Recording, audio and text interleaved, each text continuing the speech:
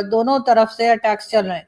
आपके ख्याल से क्या ये अटैक्स रुक जाएंगे, क्या ये फुल फ्लैश वॉर की तरफ जाएंगे, और ये अचानक से ये हुआ क्या है कि फिर से ये अटैक्स शुरू हो गए? जबकि कल क्या DGISPR की जो प्रेस कॉन्फ्रेंस थी जिसपे काफी क्रिटिसाइज किया जा रहा है कि उन्होंने इमरान खान को गद्दार है और इमरान खान खतरनाक है और पता नहीं क्या क्या बोला है, और इमरान खान इंडिया के साथ मिला है, जो कुछ वो बोल सकते थे वो मेरे ख्याल है कुछ छोड़ा नहीं उन्होंने।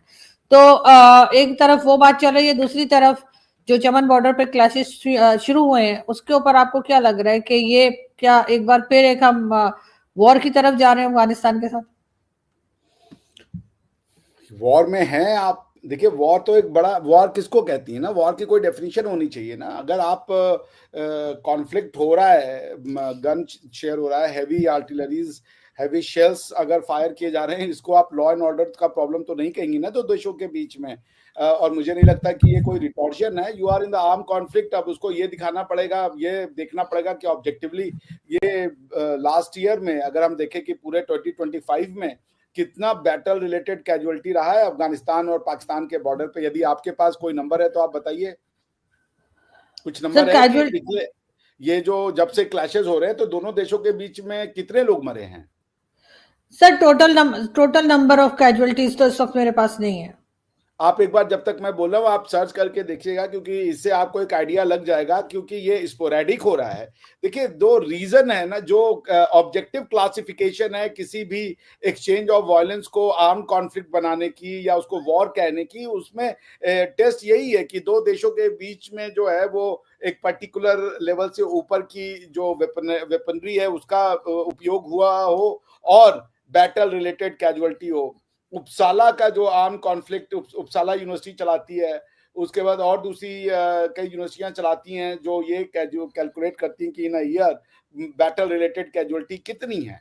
क्योंकि ये नॉन इंटरनेशनल आर्म कॉन्फ्लिक्ट नहीं है आपका, तो straight away international arm conflict है। बिकॉज की ये जो एक्सचेंज हो रहा है ये कोई पाकिस्तान तालिबान में नहीं हो रहा, बल्कि स्ट्रेट अवे अफगानिस्तान और पाकिस्तान के आर्म फोर्सेस के बीच में हो रहा है। तो अगर ये 500 से ज्यादा लोग मर चुके हैं बैटल रिलेटेड कैजुअलिटीज में जब से भी शुरू हुआ है पूरे साल में, तो यू आर एट वॉर। इसको अब देखें सर, मैं अगर 2025 की अगर बात करूं तो इन्होंने जो अक्टूबर का फिगर दिया दे रखा है वो 23 जो है पाकिस्तान में 23 लोग मारे गए, 9 लोग जो हैं वो अफगानिस्तान में जिनकी जान गई। उसके अलावा 16 से 18 लोग जख्मी हुए अफगानिस्तान में, 29 के करीब पाकिस्तान में थे जो जख्मी हुए। फिर 12 अक्टूबर को अगर बात करें तो 6 हमारी तरफ जिनकी जाने गई, 19 के करीब वहां पर मारे गए।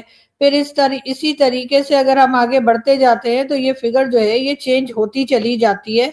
और अब अफगानिस्तान क्लेम कर रहा है कि उसने जो है वो 58 के करीब पाकिस्तान के जो ऑफिशियल्स हैं या कह लीजिए जो फौज के लोग हैं उनको मारा है और या उनकी जाने ली हैं। और दूसरी तरफ पाकिस्तान जो है वो 43 से 48 के करीब जो है वो क्लेम कर रहा है। तो अभी तक तो ये सिलसिला चल रहा है।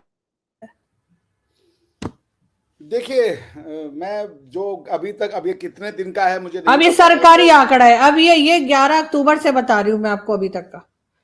हाँ, तो जो मैंने अब कैलकुलेट किया एक रफ फिगर 42 + 25 अगर आप करें तो आता है 52, 62 एंड 67।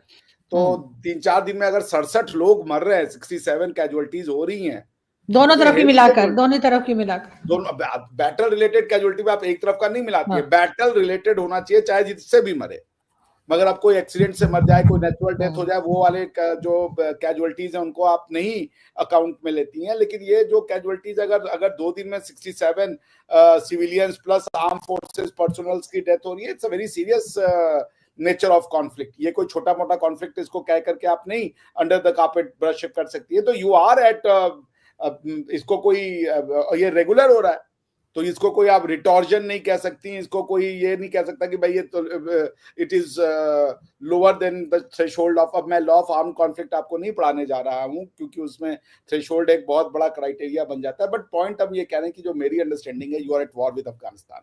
चूंकि अगर आप ये भी अगर सर्च कर लें कि पिछले एक साल में how many peoples have died in Afghanistan Pakistan this thing, अगर वो संख्या 250-300 के आसपास जा रही है, so you are definitely in a arm conflict. You may deny it, but ये सीरियस नंबर ऑफ कैजुअलिटीज हो रही हैं।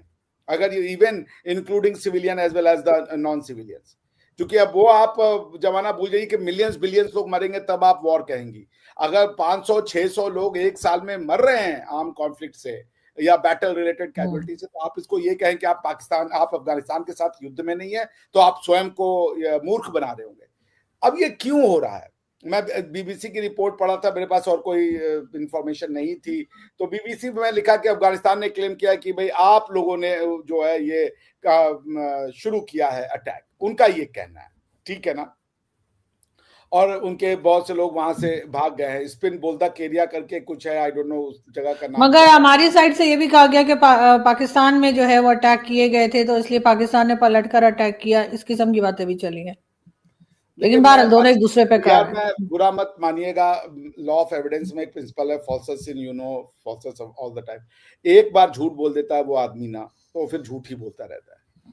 पाकिस्तान ने सिवाय झूठ के कुछ नहीं बोला है, तो आई हैव नो रीजन। क्यों नहीं अफगानिस्तान का उनसे कजाकिस्तान से लड़ाई हो रहा है, क्यों नहीं अफगानिस्तान का ईरान से लड़ाई हो रहा है, क्यों नहीं अफगानिस्तान का तजाकिस्तान से लड़ाई हो रहा है, क्यों सिर्फ आपसे लड़ाई हो रहा है? भाई ये तो एक क्वेश्चन तो बनता है, पाकिस्तान के थिंकर्स बैठ के सोचे ना, क्यों? अगर चले वो तो हम तो काफिर हैं जी, हम तो we are worse than any creature, लेकिन वो तो मोमिन है। दो मोमिन क्यों लड़ रहे हैं आपस में? आप बता दीजिए ना, उनसे पूछिए, जो आपके थिंकर्स हैं वो बताए कि भाई सर ये तो हमेशा से लड़ते रहे सर, या ईरान इराक की वॉर हमने नहीं देखी? नहीं क्या उससे पहले ये मुस्लिम आपस में नहीं लड़े? ये मुसलमान आपस में लड़ते रहते हैं। वो सेक्टेरियन, आप सबको ये दिक्कत है ना पूरे पाकिस्तान में, यार आप लोग बहुत चीज कॉमन, वो सेक्टेरियन थी, शिया सुन्नी की लड़ाई थी, ठीक है? जो भी थी सर, लेकिन ये कि वो मुस्लिम आपस में लड़ते रहते हैं। चलेगा, जो भी थे ऐसे नहीं चलता है, इस तरीके की स्वीपिंग, इससे आप फिर कुछ नहीं सीखेंगे। पॉइंट ये है। यही दोस्तों आज बात करने वाले हैं कि तालिबान और पाकिस्तान का जो लड़ाई चल रहा है। दोस्तों तालिबान कहा है कि पाकिस्तान को 4 हिस्से में बांटेंगे। तब से पाकिस्तानियों के पाक मीडिया सुनकर हैरान है कि आखिर कैसे तालिबान ने पाकिस्तान के बारे में ऐसे बात कर दिया, क्योंकि तालिबान का युद्ध है, मतलब चल रहा है। इनका पाकिस्तानियों का ये कहना है कि इसमें भारत का हाथ है, क्योंकि भारत तालिबान का साथ दे रहा है, तभी तालिबान पाकिस्तान को लड़ने पर मजबूर कर रहा है, क्योंकि तालिबान के पास कुछ नहीं है, ऐसा पाकिस्तानियों का कहना। दोस्तों तालिबान बहुत अच्छा देश है दोस्तों, और पाकिस्तान से युद्ध हो रहा है, तो तालिबान कह रहा है कि पाकिस्तान को हम 4 टुकड़े में बांटेंगे। तभी से पाकिस्तानियों का हाल बेकार है कि आखिर कैसे उसका हिम्मत कैसे हुआ कि मेरे देश के बारे में कहने के लिए। दोस्तों जो तालिबान है बहुत मतलब वो लड़ाकू देश है, उसके भी पीछे कुछ देश रहते हैं, पाकिस्तान के पीछे कुछ देश रहते हैं, दोनों देश मतलब, और वो कह रहे हैं कि पाकिस्तान और इसमें भारत का हाथ है। दोस्तों इसमें भारत का कोई हाथ नहीं है, क्योंकि इसमें भारत को जाने की कौन जरूरत है। पाकिस्तान को देखने का तालिबान अकेले काफी है, और पाकिस्तानियों का कहना हमारा भारत का हाथ। दोस्तों भारत उसमें नहीं हाथ है, और तालिबान को साफ कह दिया कि हम पाकिस्तान से अपने के लिए युद्ध लड़ सकते हैं, क्योंकि पाकिस्तान समझ लिए कुछ नहीं है। और पाकिस्तानियों की हाल बेहाल है कि जब 4 टुकड़े के बांटने की बात कह दिया है, तो आखिर में क्या युद्ध मतलब ढेर दिन तक चलेगा कि कम दिन में चलेगा? युद्ध में थोड़ा बहुत युद्ध कहीं कहीं हो रहा है, लेकिन बढ़िया से युद्ध नहीं हो रहा है। तो तालिबान साफ कह रहा है कि हम पाकिस्तान से युद्ध लड़ेंगे, जो करना करके दिखाए। दोस्तों आपको वीडियो को लाइक करें, चैनल को सब्सक्राइब करें, ताकि ऐसे वीडियो आपके पास तुरंत पहुंचे जाए। दोस्तों नमस्कार।